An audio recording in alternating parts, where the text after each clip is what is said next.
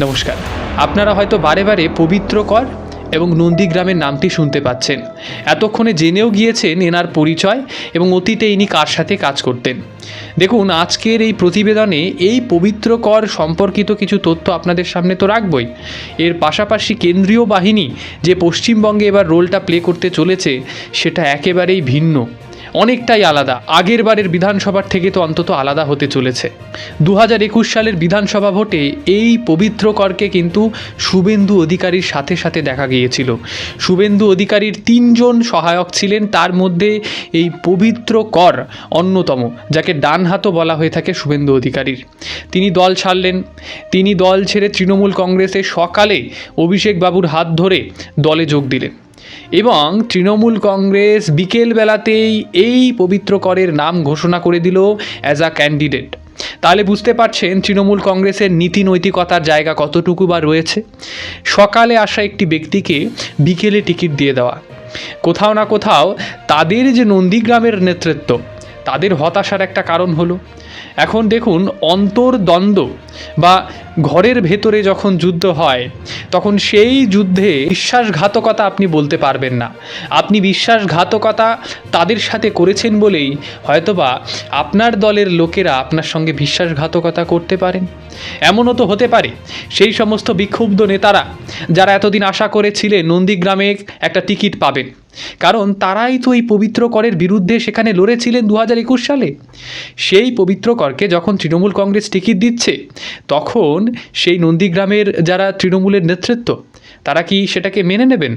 তারা মেনে নিয়ে একেবারে রীতিমতো বর্তমানে এই কলিযুগে দাঁড়িয়ে তারা তার সমর্থনে প্রচারে নামবেন? প্রচারে যদি নামেও, তবে দাঁড়িয়ে তাদের মনের মধ্যে এটা অবশ্যই ডানা বেঁধে রয়েছে যে তারা ভোটটা হয়তো বিজেপিকে দিয়ে দিতে পারে বা তৃণমূল কংগ্রেসের বিরুদ্ধে যারা দাঁড়াবেন তাদেরকে ভোটটা দিয়ে দিতে পারে।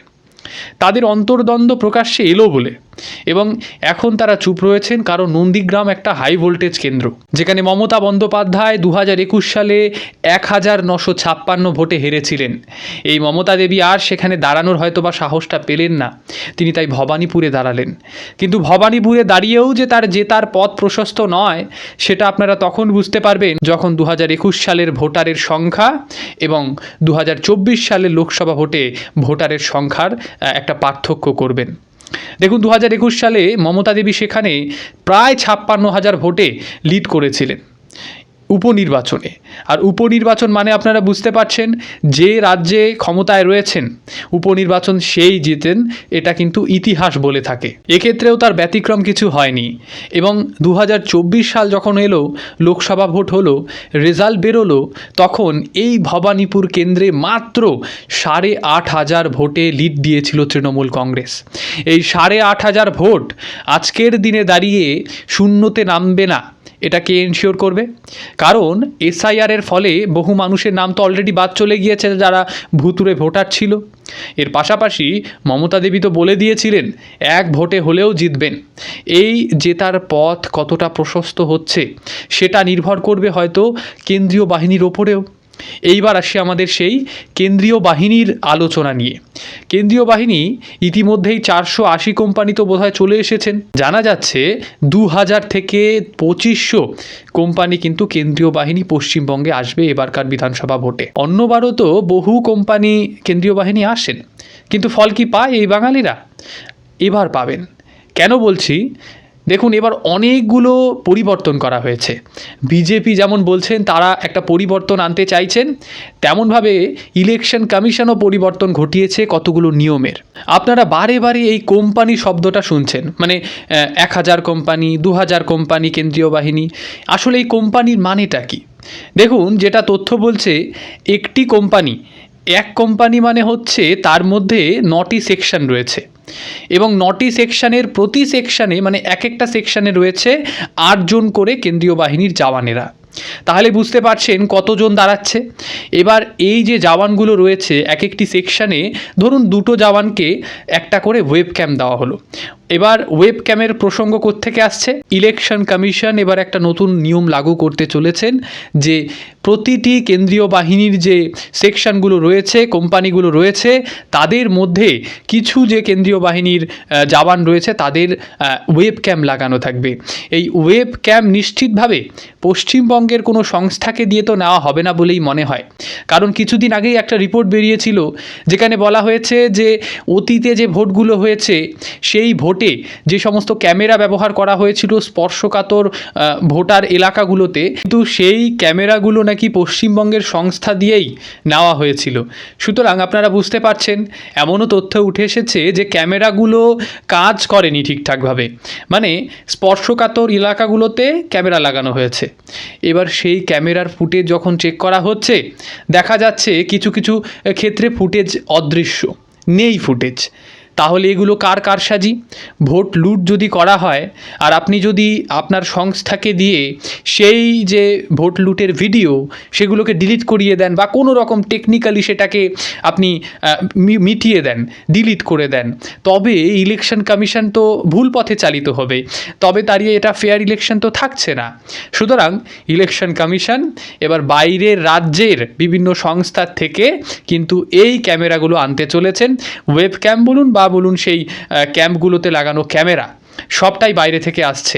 সুতরাং ইলেকশন কমিশন আজকের দিনে দাঁড়িয়ে অত্যন্ত সচেতনভাবে কাজ করছেন, কোথাও না কোথাও ভোটটা যেন ফেয়ার হয় সেটাকে মাথায় রেখে। রুশো একসময় বলেছিলেন যে আমরা সব সময় পরাধীন, আমরা স্বাধীন নই, আমরা স্বাধীন হয়েও পরাধীন। কিভাবে পরাধীন? সাইকোলজিক্যালি, ইকোনমিক্যালি এবং সামাজিকভাবে আমরা পরাধীন। আমরা কখন স্বাধীন হই?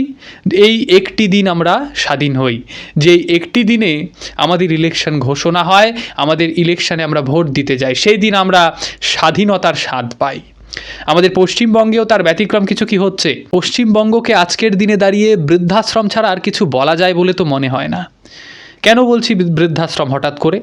দেখুন, আসলে অনেকেই বলে থাকেন আপনি আপনার আত্মীয়র বাড়িতে গেলেন, দেখতে পেলেন আপনার আত্মীয়র যে ছেলেরা রয়েছেন সেই ছেলে মেয়েরা রাজ্য ছেড়ে অপর একটি রাজ্যে যাচ্ছেন।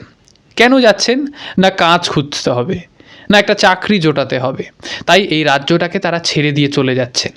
পড়ে রয়েছেন কারা? পড়ে রয়েছেন সেই বৃদ্ধরা, সেই বৃদ্ধারা যাদের যাওয়ার কোনো পথ নেই, এবং ফোন করে শুনতে হয় যে তারা কেমন আছেন। তাদের আর সৌভাগ্য হয় না যে তাদের ছেলে মেয়েরা পশ্চিমবঙ্গে থেকে চাকরি করে একটা তাদের যে বাবা মার কাছে থেকে তারা পশ্চিমবঙ্গে ভোটটা দিতে পারে, তাদের সেই সুযোগটা নেই। দেখুন, ধরেই নেওয়া হয়েছে তৃণমূল কংগ্রেস জিতে গিয়েছেন, ভাতা দেওয়ার দৌলতে তৃণমূল কংগ্রেস জিতে গিয়েছেন। দেখুন, যদি আমরা লজিকের কথা বলি তবে তৃণমূল কংগ্রেস কিন্তু অলরেডি জিতে গিয়েছেন এবং মার্জিনটা তাদের বেড়েছে, তাদের ভোটার সংখ্যা বেড়েছে, তাদের যে আসন সংখ্যা সেটাও বেড়েছে। দেখুন, 2001 সালে বিধানসভা ভোট, সেই সময় তৃণমূল কংগ্রেস 60টি আসন পেলেন এবং 2006 সালে সেই 60 আসন অর্ধেক হয়ে গেল, অর্থাৎ 30টি আসন পেলেন তারা। 2011-তে তারা আরও বেশি সিট নিয়ে তারা ক্ষমতায় এলেন। এর পরবর্তীতে 2016 সালে তারা আরও কিছুটা বেশি সিট পেলেন এবং তার পরবর্তীতে অর্থাৎ 2021 সালে 215টি সিট পেলেন। তার মানে কোথাও না কোথাও তাদের সিট সংখ্যা কিন্তু বাড়ছে গ্র্যাজুয়ালি। এবার তাদের সিট সংখ্যা বাড়ার কথা। এ তো গেল লজিকের কথা, কিন্তু মানুষ সবসময় লজিককে ভিত্তি করে পাথেয় করে এগিয়ে যায় না। মানুষের লজিক ছাড়াও একটা কথা রয়েছে যেটা আমরা সাহিত্যে চর্চা করে থাকি, সেটা হচ্ছে ইমাজিনেশন, সেটা হচ্ছে মানুষের মনের কথা। আপনি কল্পনার মধ্যে দিয়ে ভাবতে পারছেন যে অতীতে কি হয়েছিল এবং ভবিষ্যতে কি হতে চলেছে। আপনি লজিক দিয়ে বিচার করতে পারছেন যে লজিক বলছে তৃণমূল কংগ্রেস এবার ক্ষমতায় আসছে এবং বেশি সংখ্যায় আসন নিয়ে আসছে। কিন্তু এই যে দুর্নীতিগুলো হলো, এই শিক্ষাক্ষেত্রে দুর্নীতি, খাদ্য বা বস্ত্র বাসস্থানে দুর্নীতি, এই দুর্নীতিগুলো মানুষ কি একেবারেই ইগনোর করে চলে যাবে? একেবারেই পাশ কাটিয়ে মাত্র কয়েক টাকা যে ভাতা, সেই ভাতার জন্য তারা ভোটটা দিয়ে দেবেন? নাকি তারা পরিবর্তন ঘটাবেন? সেটা সবটাই কিন্তু জনগণের হাতে। জনগণ কি করবেন, তাদের মতামত তারা কিন্তু এই কমেন্ট বক্সে জানাতে পারে। আপনারা কি মনে করছেন যে ভবিষ্যতে তৃণমূল কংগ্রেস কি আরও বেশি আসন সংখ্যা নিয়ে ক্ষমতায় আসতে চলেছেন, নাকি তারা আবারও ক্ষমতাচ্যুত হওয়ার, যে বামফ্রন্ট যেভাবে ক্ষমতাচ্যুত হয়েছিল সেইভাবে তারাও ক্ষমতাচ্যুত হবেন অদূর ভবিষ্যতে? সবটাই লিখে জানাবেন। আপাতত অসংখ্য ধন্যবাদ জানিয়ে এই ভিডিওটি শেষ করতে হচ্ছে।